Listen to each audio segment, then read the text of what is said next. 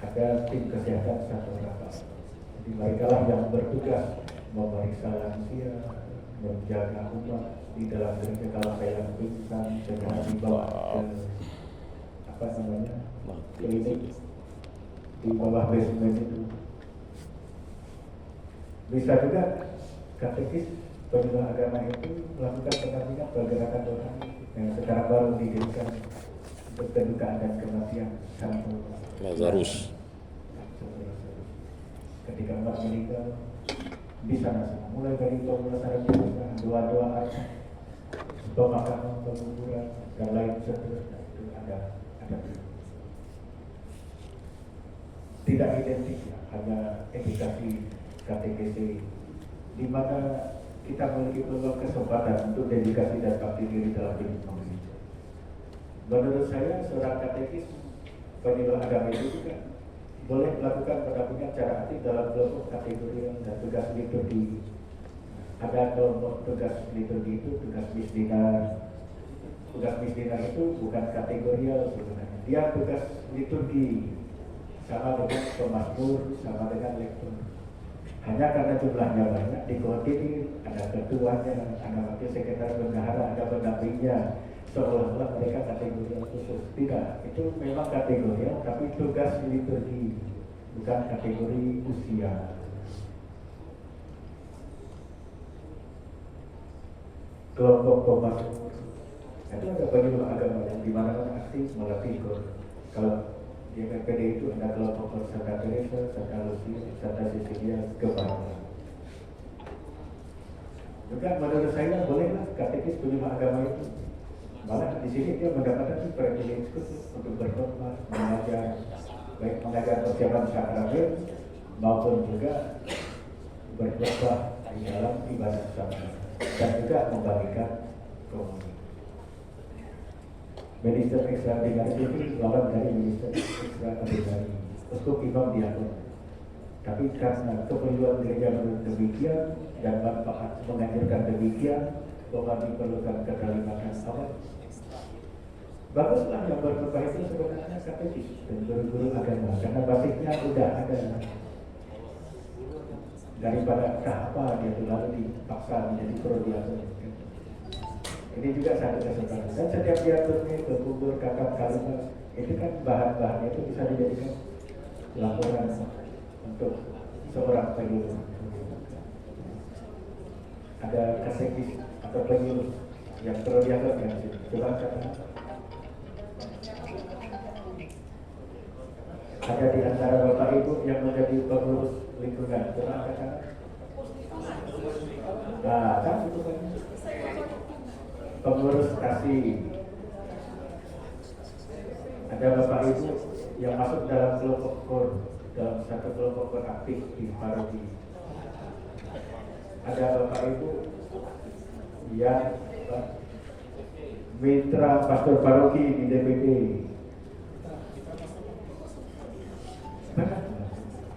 Ada kelompok bapak ibu yang ambil bagian dalam kerasulan pergerakan rohani, kerasulan doa, PDKK.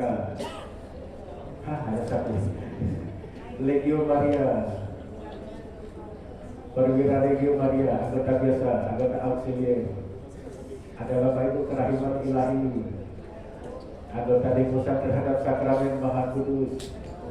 Itu semua hidup gereja, semua kehidupan di dalam gereja. Partisipasi dalam formasi katekesi persiapan sakramen. Nah, katekesi nanti di bahas selanjutnya kita akan bicarakan komuni pertama, krisma, katekesis pedagogi, artinya kita lanjut. Orang dibaptis, sudah dibaptis diajar baru dibaptis, tapi sesudah pembaptisan mengikuti pengajaran pedagogi. Atau khusus persiapan perkawinan, adakah Bapak Ibu penyuluh agama yang terlibat dalam KPP? Ada.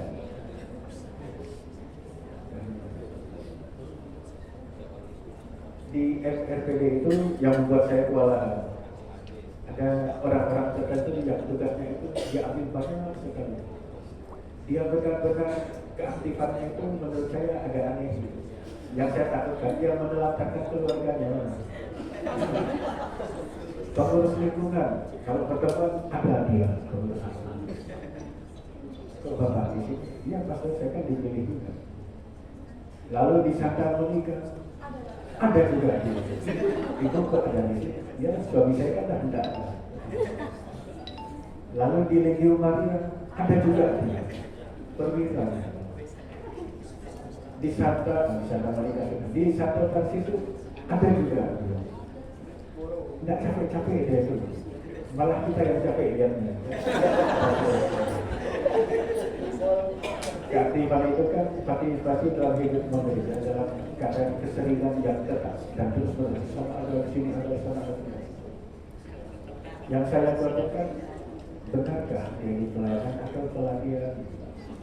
Yang kadang ada masalah dalam keluarga. Menurut saya cukup yang utama itu satu, yang lainnya sampingan yang kira-kira sinergi gitu mendukung 2 atau 3. Jangan banyak-banyak, nanti tidak pernah tinggal di rumah, di gereja terus. Tidak capek-capek, lalu kita yang capek. Perlulah katekis guru agama itu mendukung kebijakan pastoral, aneka macam programasi dinasti dan juga keprihatinan pastoral seorang pastoral. Partisipasi atau keterlibatan aktif katekis dalam hidup gereja yang memang mengadakan manusia dialog. Orang yang aktif ke gereja bukan karena sempat atau karena memiliki waktu, sama seperti yang lain. Mereka punya pekerjaan, punya keluarga, tetapi mereka mampu mensinergikan waktu antara kesibukan di dunia pekerjaan, di dalam keluarga, tapi juga tugas-tugas kerasulan yang ada di. Jadi bukan nanti menunggu kalau sempat, tapi yang benar adalah berani menyediakan waktu untuk gereja. Bukan menunggu nanti kalau siapa. Ada definisi waktu dalam masalah tempus es numerus mortis secundum prior es posterior. Waktu adalah jumlah keseluruhan dari titik yang pertama sampai yang terakhir. Kalau dimulai dari satuan terkecil, satuan waktu itu kan namanya detik, ya kan? Dari detik menuju detik menjadi menit, kan?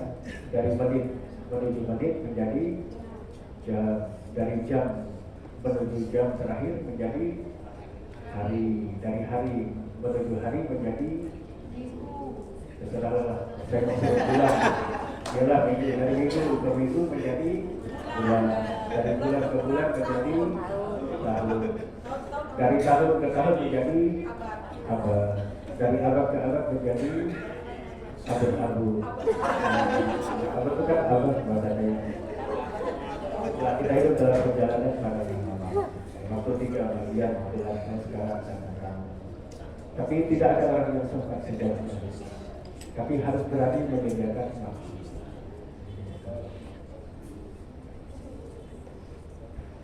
Ini kira-kira kesimpulan saya tentang siapakah katekis guru agama. Alasan diperlukan katekis. Peran katekis penyuluh agama Katolik berbeda dari peran klerus di Katolik Kerana, karena tugas mereka lebih mengacu pada ya orang tua kedua bagi para suri. Para klerus dan pidato sekeratan tidak setiap saat dapat melakukan aneka karya kerasulan. Maka keberadaan katekis penyuluh agama itu membantu para klerus dan katekis ini ada distribusi. Lagi pula kan kita hidup dalam nasib keterlibatan kedua yang lebih juga memperhatikan tanggung jawab peran kaum awam dalam tugas kerasulan gereja. Berkat pembaptisannya semua adalah misionaris. Siapakah katekis atau penyuluh agama? Menurut saya, penyuluh agama adalah dia sebagai insan penggerak misi gereja dalam menyatakan Kristus kepada bangsa-bangsa yang rela melalui penggerak tugas misi Yesus Kristus dan gereja. Tidak perlu ragu memaknai tugas kerasulan sebagai tugas gereja dan Yesus. Dia juga berada dalam kerana rahmat panggilan insan yang mengasihi Yesus Kristus dan membangun dan memiliki dorongan untuk membanggakan di dalam suci. Dia juga insan yang menjalankan tugas berdosa. Insan kaum awam yang memberikan pengajaran iman, pendidikan iman kepada kita. Itu tadi soal teaching, education dan information. Dia yang dengan kerelaan hati mau berbagi bertanggung jawab dengan orang tua. seharusnya orang tua asal anak itu atau subjek bina itu yang di rumah, tapi berbagi tanggung jawab dengan mereka. Karena yang di rumah tidak semua memiliki kompetensi, kemampuan, kapasitas mendidik anak dalam hal iman. Maka pengajarannya diserahkan kepada gereja. Para katekis penyuluh agama yang mengajar di gereja bertindak sebagai orang tua. Konsep ini penting, Bapak. Kalau anak-anak yang datang ke gereja itu, kita sadar kita orang tua itu anak dia anak kandung kita.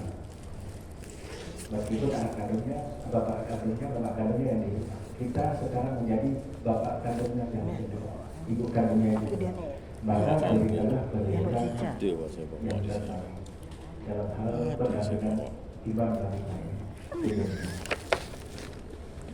Pulau Gereja Gunung Cendrawasih sekian banyak terima kasih supaya ada waktu pertanyaan sama pertanyaan.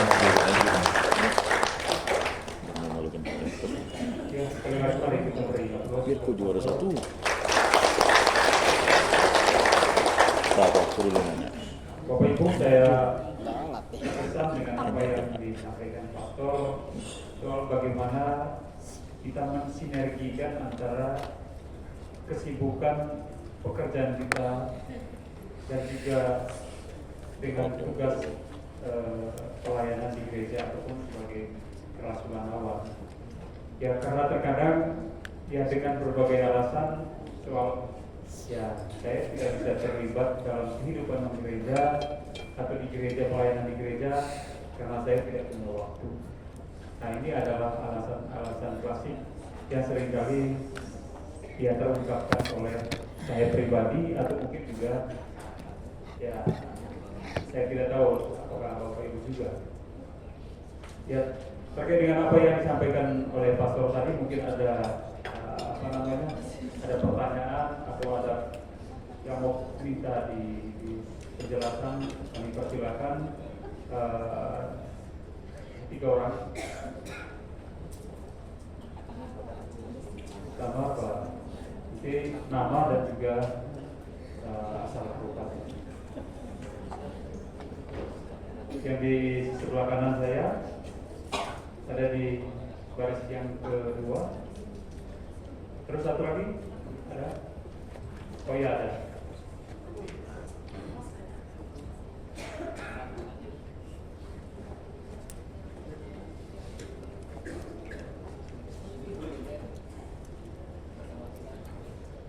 Hidup. Tekan lagi. Hidup tuh semuanya. Tekan. Di tiup.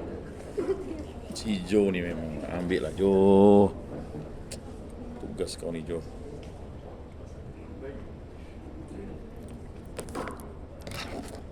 Baik, terima kasih Romo Idris bahwa materi kita sangat baik. Senin. Apalagi di pertama saya lihat bahwa bagaimana guru agama tidak mau terlibat dalam kehidupan gereja itu ya Allah Romo tampilkan.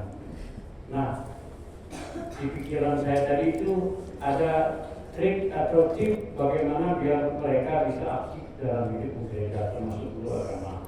Nah, itu nanti bisa Romo sedikit. Kemudian di dalam penyuluhan ada masalah besar menurut saya. Ini pengalaman sendiri. Bagaimana ada di stasi umat kalau ditunjuk untuk misalnya dia bertugas di dalam gereja itu tapi dia tidak mau datang. Nah itu Romo. Mungkin ada triknya biar dia datang di gereja. Misal minggu ini disuruh bacaan, pasti minggu depan dia tidak sembahyang. Minggu ini disuruh mimpin ibadat, apalagi pasti tidak datang. Untuk memaksanya datang itu tidak mungkin. Itu kita masukkan dari Romo lah. Bagaimana trik-trik misalnya yang seperti tadi biar guru agama terlibat, kemudian umat yang ditunjuk untuk bertugas biar mau datang ke gereja. Baik, terima kasih.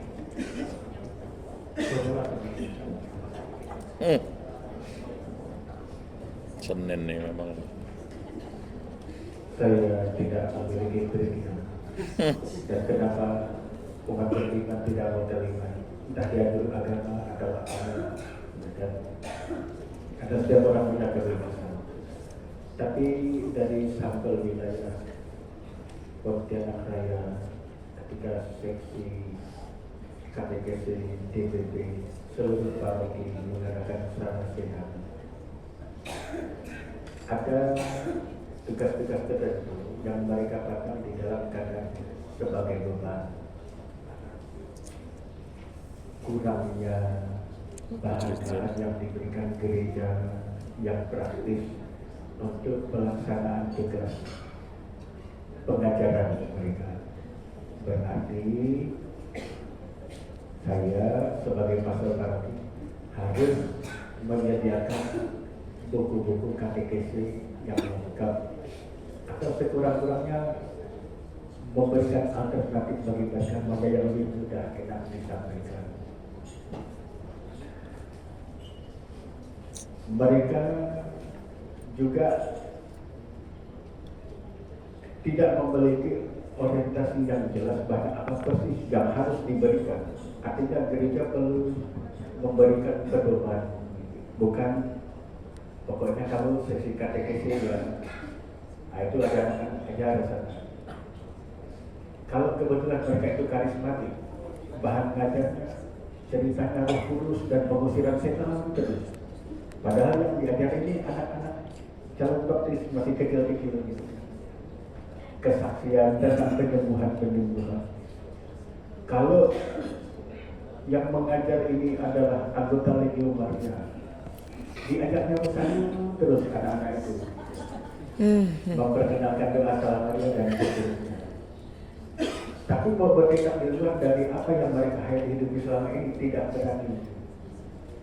Maka saya sebagai pastor kepala perlu juga mungkin memberikan mandat pada mereka ini loh paket programasinya. Pertemuan pertama tanggal sekian diajar oleh ini, materinya ini, Tuhan menciptakan segala dunia dan isinya. Paket yang kedua diajar oleh ini tanggal sekian, jam sekian sampai sekian, programasinya. Isinya adalah manusia jatuh ke dalam dosa. Pertemuan ketiga isinya adalah Tuhan mengutus para nabi-nabi, ada nabi besar, nabi kecil. Paket yang ketiga zaman raja-raja. Paket yang keempat kekosongan. Paket yang kelima sampai pada Yesus Kristus. Tuhan mengutus Yesus Kristus. Lalu kemudian Yesus Kristus menciptakan sakramen-sakramen dalam gereja. Sakramen gereja adalah sakramen Yesus Kristus. Sakramen Yesus Kristus mendatangkan gereja. Paket yang berikutnya adalah sakramen dekat gereja. Ada 7 sakramen dibagi 3 bagian besar. Golongan pertama namanya sakramen inisiasi, baptis, krisma, ekaristi. Golongan kedua namanya sakramen kesembuhan dan kepulihan, yakni sakramen tobat dan pengurapan orang sakit. Bagian yang ketiga namanya sakramen pelayanan. Di dalamnya ada sakramen imamat dan sakramen perkawinan. Lalu kemudian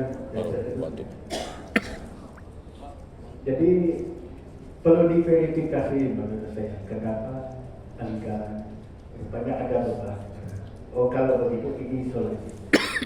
Ya semacam riset kecil begitulah melalui sarasihan yang kami lakukan.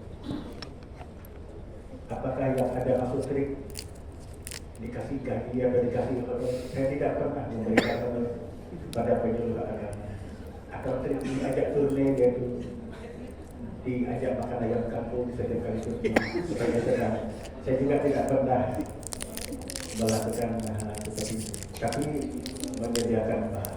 Lalu kemudian membicarakan programasi katekesis bersama.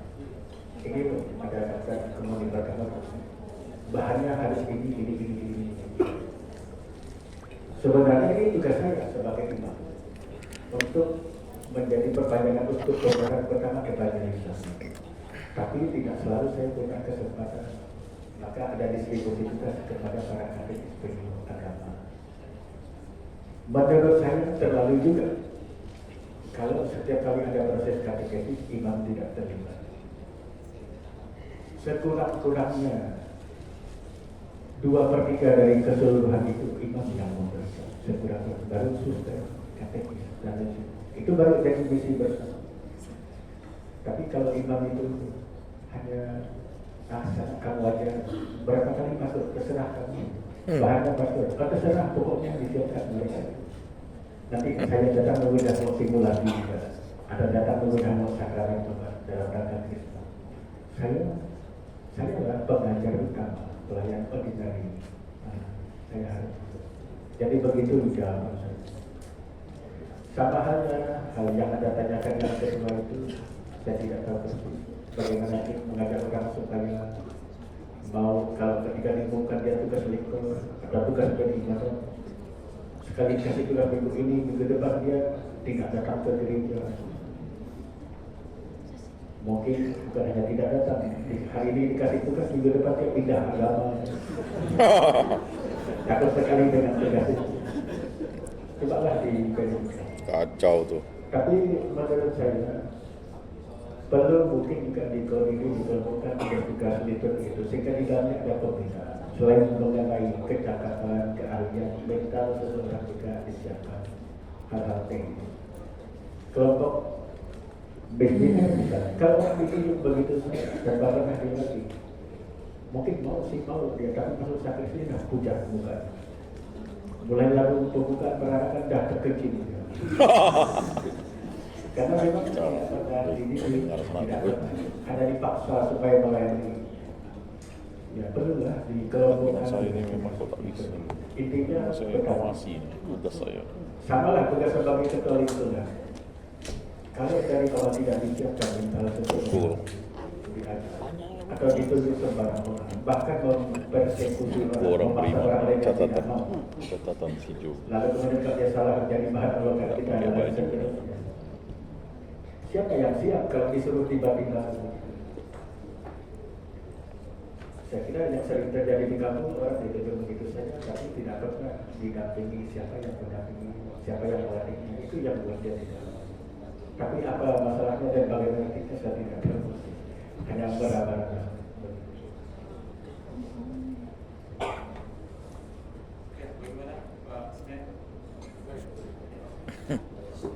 Selanjutnya ke penanya kedua.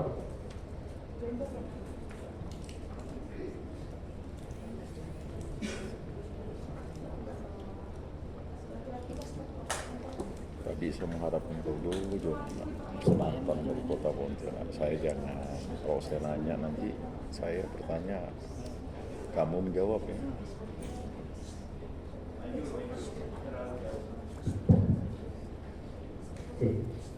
Baik, Pastor, terima kasih atas kesempatannya.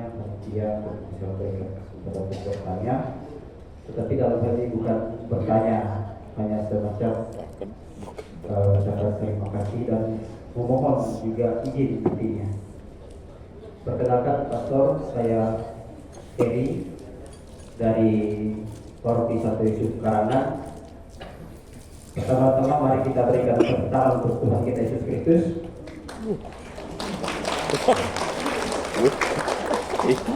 Mantap. Lalu Pastor, Salam. terima kasih sekali lagi kami sampaikan materi yang diberikan sangat menginspirasi saya atau menurut saya Pastor secara pribadi. Maka ketika Pastor waktu itu bertugas di Menjalin, Santo Petrus dan Paulus Menjalin, ya Pensilvania siapa? saya mungkin masih kecil atau belum bergelut di dalam gereja, Pastor. Kalau pada saat itu mungkin sudah seperti ini, saya sangat terinspirasi dengan cara-cara yang Pastor sampaikan. Apa yang ingin saya sampaikan, Pastor, beranjak dari misa misio, misa perkusan, seperti yang dikutip dalam Injil Matius 28 ayat 19 mengatakan, karena itu pergilah, jadikanlah semua bangsa muridku dan jadikanlah mereka dalam Yesus mereka dalam nama Bapa dan Anak dan Roh Kudus. Ini sebuah pewartaan yang sangat totalitas kalau menurut saya. Saya di TPB Pastor sebagai karisma, sebuah pengalaman saja mungkin yang bisa kita renungkan bersama Bapak Ibu. Ketika BKSN tahun 2024 ini saya selaku Ketua Panitia, selaku DPP di bagian Kerikma juga mendapat sebuah arahan seperti itu. Saya mengajak dari berbagai komunitas. Kalau di SD itu ada namanya KKG, kerja kelompok guru, dan di SMP dan SMA itu MGMP. Singkat cerita, Pastor, ada yang menjadi prihatin. Justru yang aktif itu adalah dalam komunitas tim kerasulan BKSN 2024 ini bukan guru-guru agama. Sepertinya pertanyaannya kurang lebih sama dengan persen pernyataannya. Lalu apa yang menjadi pemikirannya? Kami kan PNS. Mungkin ini menjadi pemikiran kita bersama. Saya sudah sertifikasi. Saya tidak lagi honor. Yang bagi saya kan negara. Mungkin ini terjadi juga di wilayah Bapak Ibu. Jangan tutup mata Bapak Ibu.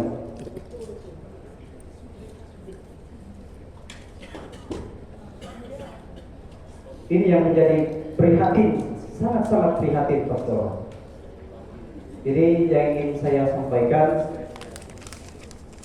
kalau boleh, Pastor atau pemikiran saya selaku terobosan yang bergelut di DPP bagian Kerikma atau pewartaan, bolehlah nanti panitia bocorkan berapa biaya untuk mendatangkan pastor untuk bisa memberikan semacam materi kepada paroki Santo Yusuf Karangan yang dalam hal ini pemekaran dari Santo Petrus dan Paulus menjalannya, Pastor, baru berusia 8 tahun. Mungkin salah satu paroki yang terbaru dan termuda di Keuskupan Agung Pontianak. Matur ada lagi. Oh, iya matur rupanya lagi ada lagi yang terbaru. Terima kasih Bu. Yang ingin saya sampaikan, Pastor, kalau boleh saya berbagi pengetahuan dan informasi kepada teman-teman. Materi ini boleh dibagikan, kalaupun tidak boleh, ya mohon untuk bisa berkunjung di paroki kami memberikan sebuah pengertian atau pemahaman bagaimana kita tadi telah mengatakan waktu adalah titik berkumpulnya awal dan akhir kita. Kalau seperti ini rasanya, Pastor, aduh saya sangat tergugah.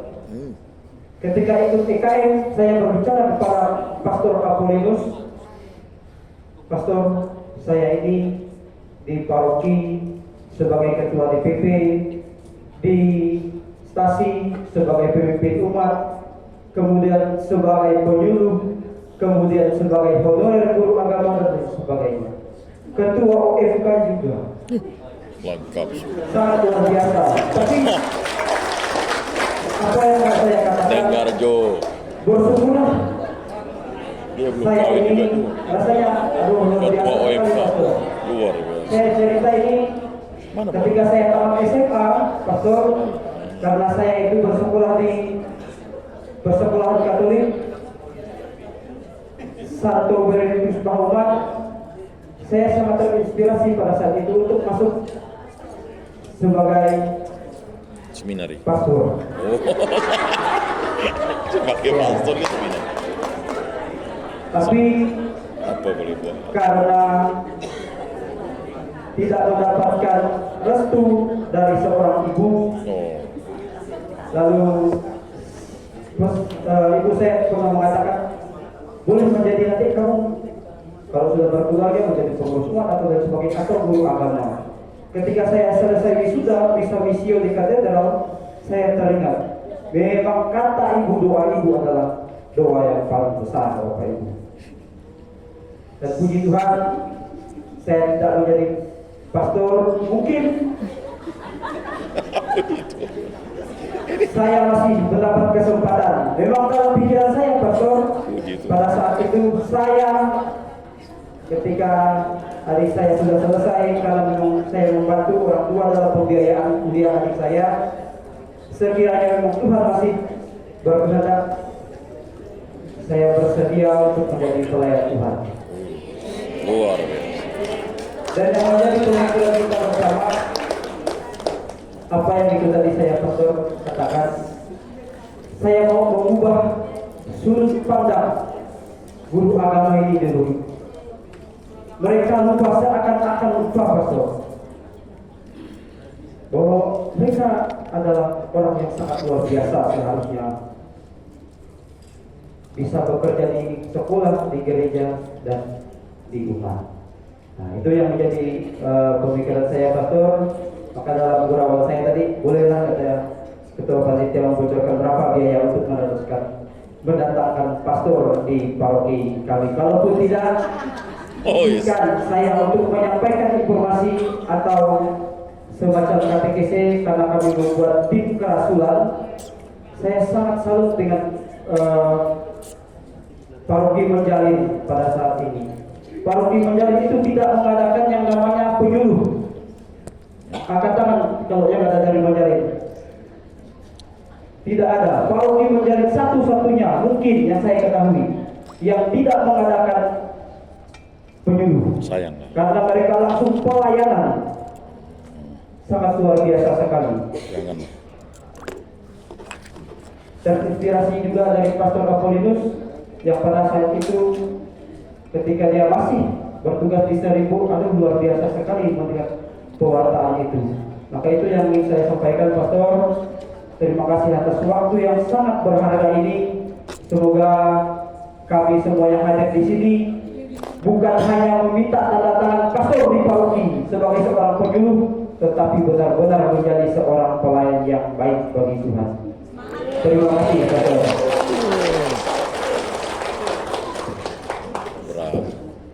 Baik, saya jawab dari pertanyaan yang tersulit. Berapa mendatangkan pastor di biaya? Saya penghasilan para pastor itu ya, stipendium pelayanan. Datangkan para pastor. Ya, juga sulit ya, pelayanan kita. Facebook itu aplikasi. Ada lagi gaji karena bekerja di instansi tertentu di pendidikan diterima bulanan. Ada lagi honorarium namanya. Honorarium itu kayak menjadi pembicara dan lain seterusnya. Tentulah sejauh gereja tidak pernah menetapkannya. Selalu apa yang ditetapkan oleh Tuhan atas dasar liberalitas, kemurahan hati, ya, kemurahan hati. Berapa biaya mendatangkan pastor? Ya, berapa sebagai peserta yang kamu undang, ngasih makan berapa hari, segitulah biayanya. Lalu berapa sih itu pembicara? Ya, kemurahan hati, kemurahan. Belum pernah ada di sakramen ya, kadang saya terima, kadang enggak. Oh, dengar Jo. Kalau orang sakit udah jual ini, jual Geser, itu, Jo. kita kasih permintaan, Geser. umat kasih juga saya tidak pegang. Geser sedikit. Tapi supaya banyak Sedikit tersinggung lagi. barangkali tolak dikembalikan. Mantap, kok pesan Pak. Ini saya sumbangkan Berbuah gitu. untuk ibu yang sakit. Bisa jadi ketika saya datang ke karangan karena kamu undang untuk mendampingi tim KTKC karangan. Oh, sip Jo. Lalu saya terkena belas kasihan kamu tapi tak bisa saya terima, bisa jadi. Pernah juga saya ke karangan itu mendampingi pembekalan prodial. Oh, gulung dulu. Saya barusan menyelesaikan pertemuan prodial sejarah pelatihan prodial sebagai Mantap. Ngurus itu udah tugasnya. Harus kau bersyukur kau diapit saya dan pemilihan dan pengangkatan prodial menyangkut jaminan mekanisme sudah selesai. Sekarang sedang dipersiapkan ahli. Itu juga yang dituntut oleh para prodial pernikahan. Yang pertama pertanyaanmu, kenapa bulan kita seperti kami para penyuluh tidak dilibatkan di paroki? Ya karena memang sudah ada bidangnya seksi kitab suci. dingin ini. Ada juga sesi KTKC sebenarnya beberapa bidang dan sesi ada yang bisa bersinergi. Tapi kenapa saya penyuluh tidak dilibatkan? Mungkin juga kita tidak membuat diri kita dikenal, bisa jadi mungkin ada sibuk di sekolah, di lingkungan kerja, atau di gereja, mungkin ada sesuatu sekali-sekali, tapi kita kurang terlalu dekat. Tapi juga menurut saya kalau kita misalnya menawarkan diri, saya kira tidak akan ditolak untuk masuk dalam satu tim, dalam satu kepanitiaan. Apalagi kalau orang mengenal kita, punya kecakapan ini, kecakapan itu, pengetahuan ini, pengetahuan itu, membuat diri kita dikenal. Sepandai apapun orang itu di satu parti, dia visioner. Kalau misalnya orang tidak mengenal apa kecakapan dia, karena dalam pemilihan DPP kepanitiaan seksi tertentu itu kan ada pertimbangan-pertimbangan. Tapi kalau misalnya tertarik untuk ingin melibatkan diri, kalau saya pasalnya sih masuk aja dalam satu tim. Nah, misalnya ada relasi KTGC ini untuk ada pembaptisan dewasa.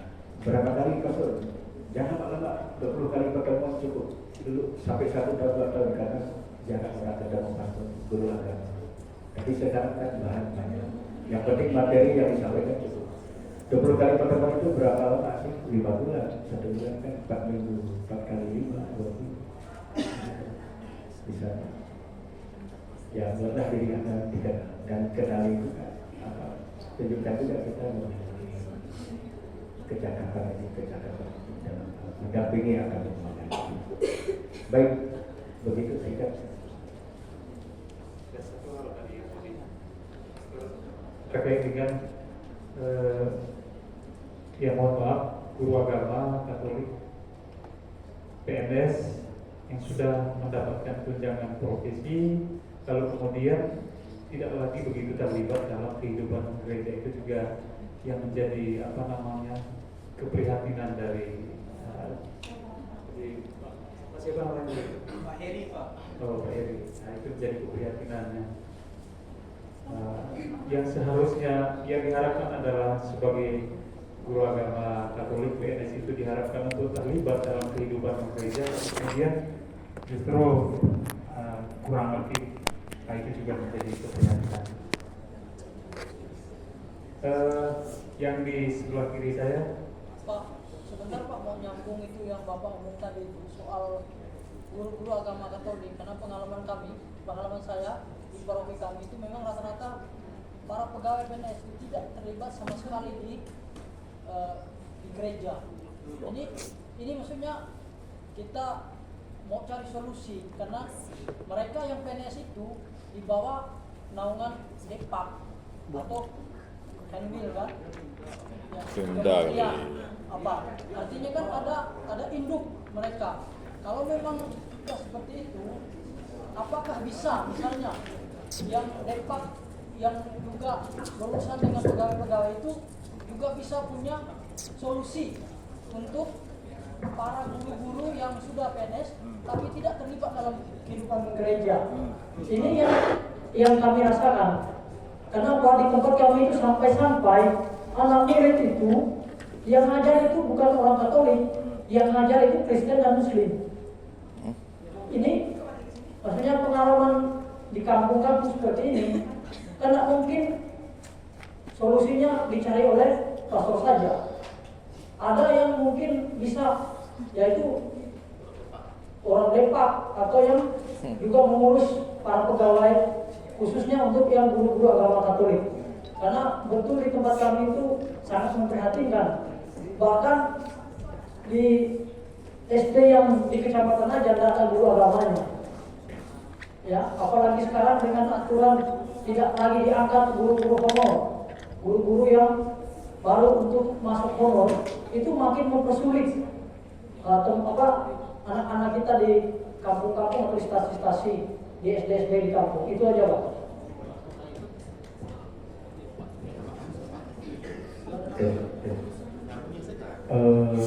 Dengan minim jabatan tidak adanya guru agama, sebenarnya menurut undang-undang anak-anak menerima agama dari guru yang sama dengan agamanya, ya kan?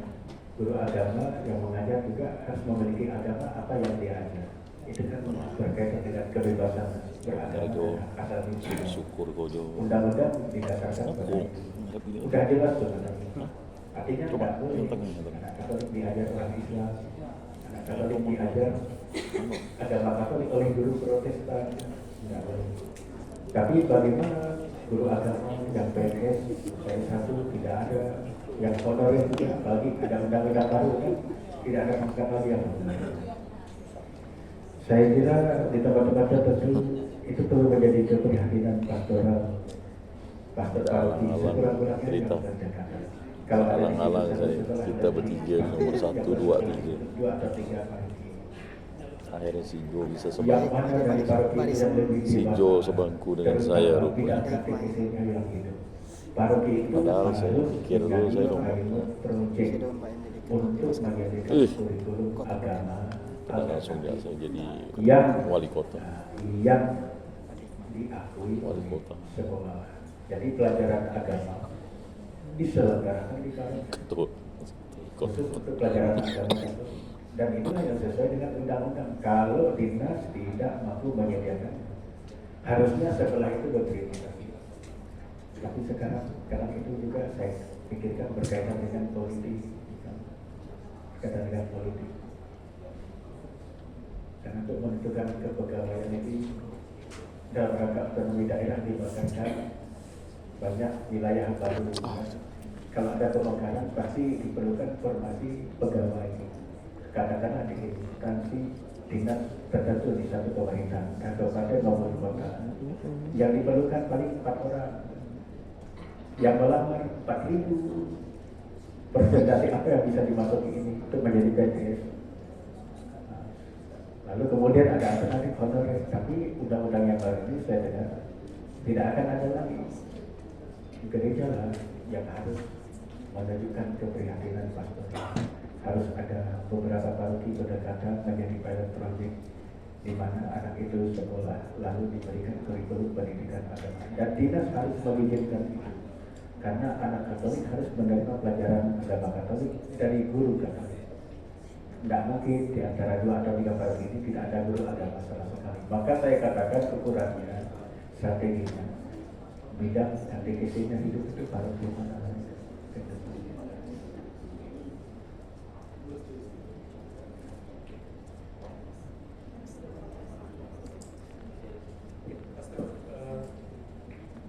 Bapak Ibu, sesuai jadwal sebetulnya kita sudah harus istirahat pukul 17.30. Nanti kita Oh, udah lewat. istirahat dan kita harus kembali ke tempat ini pukul 19 sampai 20. Ya. Baik, break.